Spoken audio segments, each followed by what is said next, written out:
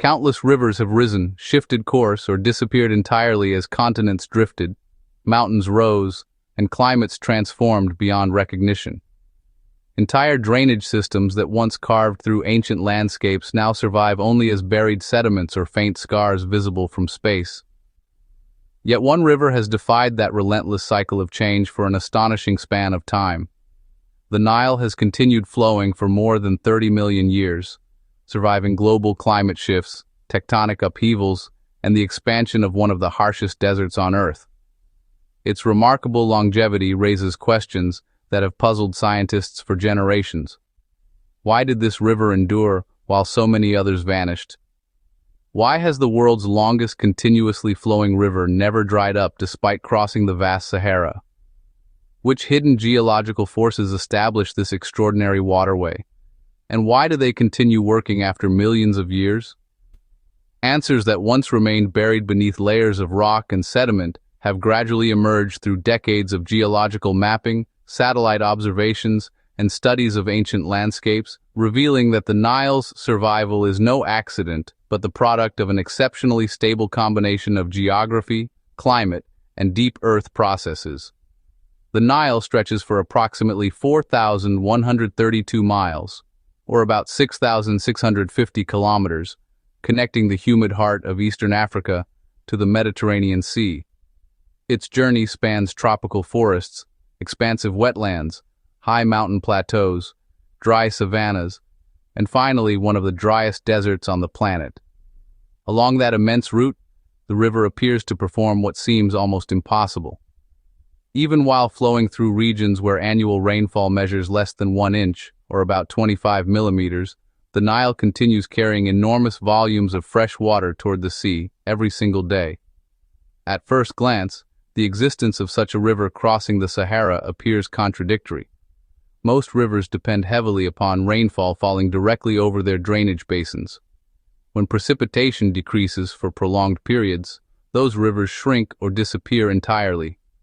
Desert rivers often become dry channels known as wadis, flowing only after rare storms before quickly evaporating under intense heat. The Nile behaves differently because the desert itself contributes very little to the river's water. Instead, nearly all of its flow originates thousands of miles upstream in regions receiving abundant seasonal or year-round rainfall. Understanding that distinction explains the first great mystery behind the Nile's longevity. The river survives because its source lies far beyond the desert. The Sahara may dominate the lower reaches of the Nile, but it does not control the river's water supply. The Nile is formed by two principal branches, whose origins lie in vastly different environments. The White Nile begins in the region surrounding Lake Victoria, Africa's largest freshwater lake. Rainfall across the surrounding equatorial basin remains relatively consistent throughout the year because of its location near the equator. Numerous rivers feed the lake continuously, while additional lakes farther upstream act as enormous natural reservoirs that regulate water flow. Rather than allowing sudden floods followed by prolonged droughts, this chain of interconnected lakes releases water gradually, providing the White Nile with an exceptionally stable discharge. Although the White Nile contributes a smaller proportion of the river's total annual volume compared with its eastern counterpart, it serves as the Nile's dependable foundation. During seasons when other tributaries diminish, the White Nile continues delivering water downstream, maintaining flow through thousands of miles of desert. The second major branch, the Blue Nile, originates at Lake Tana in the Ethiopian highlands. Conditions there differ dramatically from those surrounding the White Nile. Instead of receiving fairly uniform rainfall throughout the year, the Ethiopian highlands experience powerful seasonal monsoon rains. Moist air arriving from the Indian Ocean rises over elevated terrain, cools rapidly, and produces intense rainfall over the mountains. Those seasonal storms generate tremendous runoff, filling streams and rivers that eventually converge into the Blue Nile. During the rainy season, this branch expands enormously, carrying roughly 85% of the Nile's annual water volume, while transporting vast quantities of nutrient-rich sediment downstream.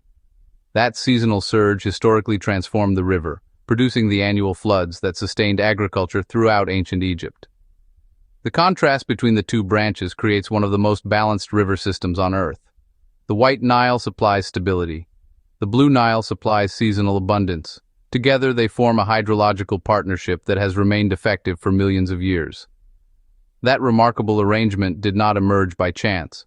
Its origins extend deep into Earth's geological history, when Eastern Africa experienced tectonic changes that permanently reshaped the continent. Around 30 million years ago, enormous forces within Earth's mantle began stretching portions of Eastern Africa. The crust gradually fractured, producing what is now known as the East African Rift. Instead of occurring through one catastrophic event, the process unfolded over millions of years as blocks of crust slowly separated and shifted. As those tectonic movements continued, surrounding regions experienced uplift. Among the most significant consequences was the gradual rise of the Ethiopian highlands. Those elevated mountains became perfectly positioned to intercept moisture carried inland by seasonal winds. Greater elevation meant greater rainfall, establishing one of Africa's most dependable sources of river water. The uplift also altered drainage patterns across eastern Africa. Rivers that once flowed in different directions gradually reorganized into new networks, eventually feeding the developing Nile system. Valleys deepened as water carved channels through rising landscapes, creating efficient pathways that transported runoff northward toward the Mediterranean. This geological evolution established conditions that continue operating today. The mountains still force moist air upward. Seasonal rains still replenish rivers. Water still follows channels carved over millions of years. Every stage of that ancient tectonic transformation continues influencing the Nile's behavior. While the Ethiopian highlands became wetter, another profound environmental transformation unfolded farther north. Millions of years ago, the Sahara bore little resemblance to the endless sea of sand recognized today. Geological evidence reveals a landscape filled with lakes, rivers, grasslands, and scattered forests supporting abundant wildlife. Ancient rock art discovered across the region depicts elephants, giraffes, crocodiles, hippos, and cattle living where towering dunes now dominate the horizon. Climate changes gradually altered that environment. Variations in Earth's orbit influenced the strength of African monsoons over thousands of years. As rainfall weakened, lakes began shrinking, rivers disappeared, vegetation declined. Bare soil reflected more sunlight and reduced evaporation, reinforcing increasingly dry conditions. Over long periods, the transformation accelerated until one of Earth's largest deserts emerged. Countless waterways that once crossed northern Africa vanished completely during that transition. Their channels became buried beneath wind-blown sand or preserved only beneath layers of sediment. The Nile survived because it remained connected to distant regions where rainfall continued. Instead of depending upon local storms across the Sahara, the river carried water produced hundreds and sometimes thousands of miles away. Even as desert conditions intensified, rainfall continued nourishing the White Nile basin and the Ethiopian highlands. The expanding desert surrounded the river but never controlled its sources. That distinction explains why the Nile continued flowing while neighboring rivers disappeared. It effectively bypassed the climatic collapse affecting northern Africa by maintaining connections with wetter environments far to the south. Even after entering the Sahara, additional natural advantages help preserve the river's water. One of the most significant is the character of the valley itself. Rather than spreading across broad, shallow floodplains for most of its desert journey, the Nile occupies a comparatively narrow channel bordered by steep valley walls. Concentrating water within a confined corridor reduces the exposed surface area relative to the total volume of flowing water. Since evaporation occurs at the surface, limiting that exposure slows water loss under intense desert heat. Groundwater also plays a supporting role. Beneath parts of the Nile Valley lie extensive underground aquifers containing water accumulated over thousands, and in some cases, millions of years. Although these groundwater systems cannot replace the river's primary supply, they interact with it in important ways. During certain conditions, groundwater seeps into the river through springs and permeable sediments, supplementing surface flow. At other times, the river itself recharges surrounding aquifers, creating a dynamic exchange that stabilizes local water availability. Another subtle but important factor involves the river's own influence on its immediate surroundings.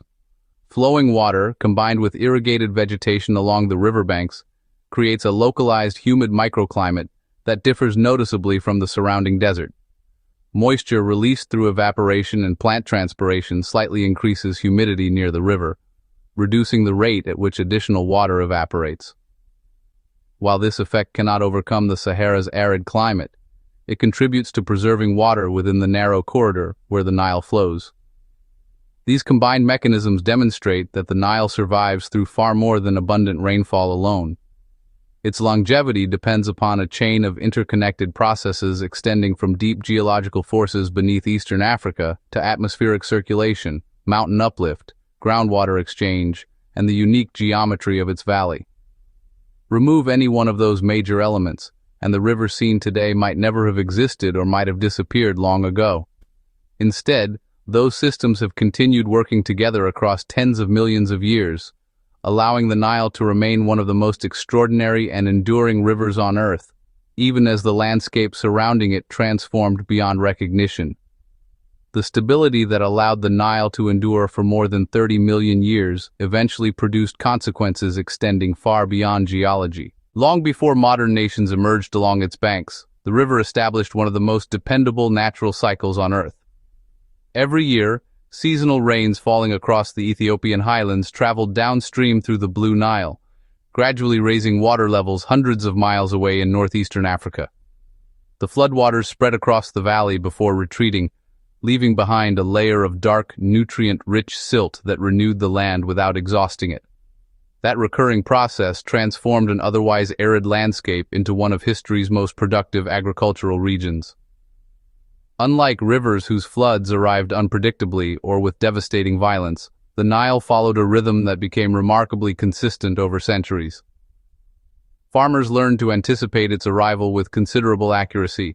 Fields were prepared before the inundation, seeds were planted as the waters withdrew, and harvests followed according to an annual cycle shaped almost entirely by the river.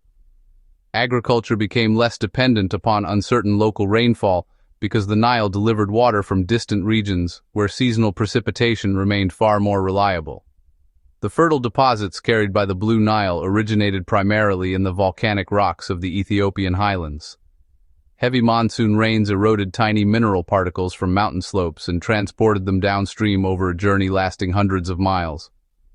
When floodwaters slowed across Egypt's floodplain, those suspended sediments settled onto the fields, forming a fresh layer of black earth rich in minerals and organic material.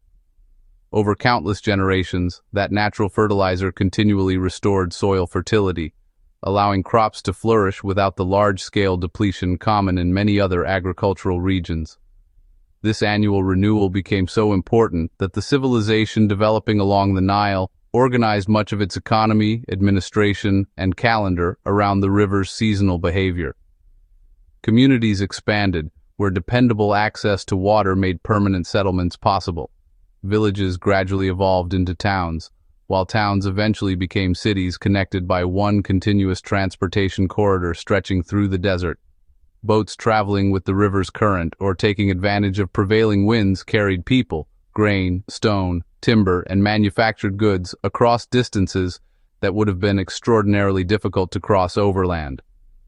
The river effectively became the principal highway of northeastern Africa. Instead of isolating communities, the Nile connected them. Trade expanded because water transport required far less effort than moving heavy cargo across desert terrain. Massive stone blocks weighing many tons could be floated downstream for construction projects that remain among humanity's greatest engineering achievements. Reliable agricultural production generated food surpluses that supported growing populations. Those surpluses allowed increasing numbers of people to specialize in occupations beyond farming. Craftsmen, builders, administrators, merchants, and scholars all depended indirectly upon the stability created by the annual floods. As food production increased, political organization also became more sophisticated, enabling governments to coordinate irrigation systems, collect agricultural taxes, and undertake large construction projects. Managing the river required careful observation. Ancient Egyptians developed instruments known as nilometers, structures designed to measure changes in water level throughout the flood season. By recording the river's height, officials could estimate the likely success of upcoming harvests. Floods that rose too little threatened drought and poor crop yields. Floods that rose excessively risked damaging settlements and irrigation works. Measuring the river therefore became essential not only for agriculture but also for taxation, resource planning, and food distribution. The annual flood cycle shaped nearly every aspect of economic life. Farmers adjusted planting schedules according to the river's behavior. Grain storage systems compensated for variations between productive and less productive years. Irrigation canals expanded the amount of land that could benefit from the Nile's water, increasing agricultural output even further. Rather than resisting the river's natural rhythm, societies adapted themselves to it with remarkable precision. For thousands of years, this relationship remained largely intact because the river continued performing the same essential functions. Geological forces maintained rainfall across eastern Africa. Seasonal monsoons replenished the Blue Nile. Equatorial lakes stabilized the White Nile. The annual flood delivered water and fertile sediment to downstream communities exactly as it had for generations. The modern era, however, introduced profound changes that altered this ancient balance. Perhaps no single project transformed the Nile more dramatically than the completion of the Aswan High Dam during the early 1970s.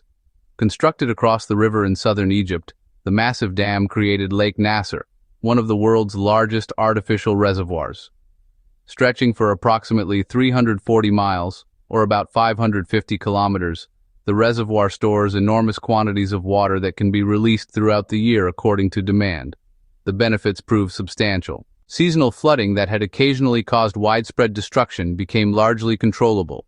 Water stored during wet years could support agriculture during periods of reduced flow.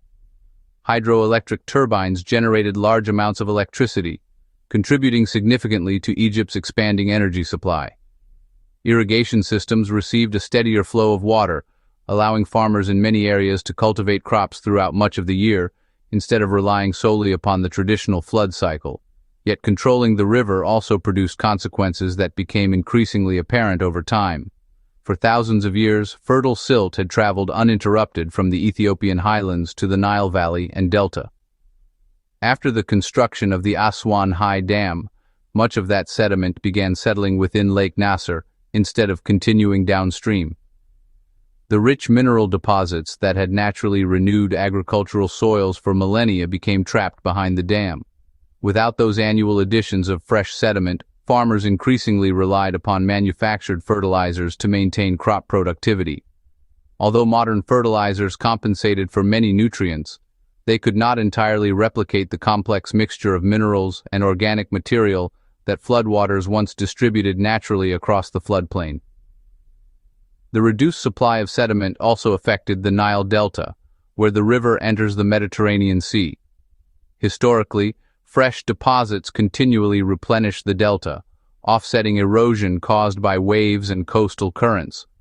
With far less sediment reaching the coastline, erosion began removing land faster than new material could replace it. Portions of the delta became increasingly vulnerable to shoreline retreat and saltwater intrusion from the Mediterranean. Even as engineering reshaped the river downstream, growing demands upstream introduced an additional source of uncertainty. The Nile Basin now supports well over 300 million people living across multiple nations, with population continuing to increase. Expanding cities require more drinking water. Agriculture demands greater irrigation. Industries consume additional resources. Every increase in demand places greater pressure upon a river whose annual flow remains limited by natural hydrological conditions. Among the most significant recent developments is the construction of the Grand Ethiopian Renaissance Dam on the Blue Nile. Built near Ethiopia's border with Sudan, the hydroelectric project represents one of Africa's largest energy developments. Once fully operational, it is expected to generate substantial amounts of electricity capable of supporting economic growth throughout the region.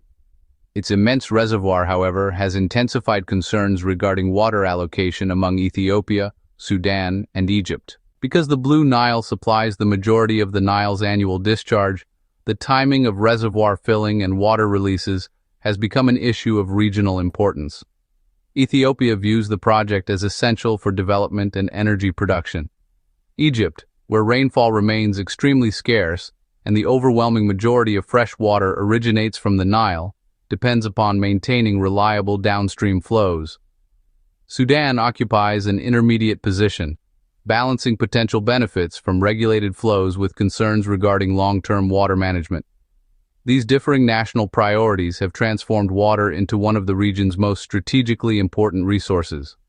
Unlike many rivers supplied by abundant local rainfall, the Nile supports countries with vastly different climates and varying degrees of dependence upon its waters. Egypt receives only minimal annual precipitation across most of its territory, making the river indispensable for drinking water, agriculture, industry, transportation, and daily life.